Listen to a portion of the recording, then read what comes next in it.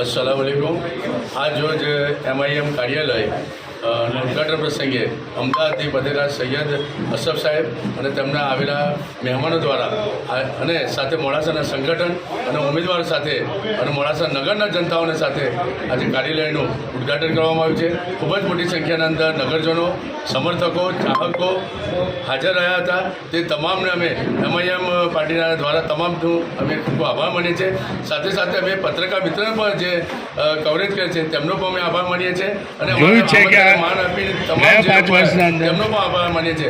આજનું કાર્યાલયનું ઉદ્ઘાટન કરવું અને સાથે મોડાસા નગરના અંદર MIMની વોર્ડ નંબર 5, 6, 7, 8, 9ના જે ઉમેદવારો ટોટલ 13 ઉમેદવાર જે ઊભા કર્યા છે તેમાં મોડાસામાં લાલાભાઈ જે પૂર્વ કોર્પોરેટર હતા, ફરીથી મોડાસા નગરના લોકો લાલાભાઈની તાકાત અને અવાજ બની જાય એ માટે 13 ઉમેદવારને ઊભી રાખી જંગી બહુમતીથી જીતાડો તેવું અમે આજે આહવાન કર્યું હતું। અને જો મોડાસા નગરના લોકો જો પહેલાં તો લાલાને ચાન્સ આપ્યો છે, હવે સાથે જો 13 ઉમેદવારને ચાન્સ આપવામાં આવશે તો આ મોડાસા નગરનો વિકાસ કોઈપણ સંજોગોમાં રૂધાય નહીં। અને મોડાસા નગરને હું મીડિયા દ્વારા કહેવા માગું છું, આ વિકાસને અવિરતપણે ચાલુ રહે તે માટે લાલાભાઈ એક લાલા નહીં ભાઈ એમ સમજો કે 13 લાલા ગામના અંદર ઊભા છે।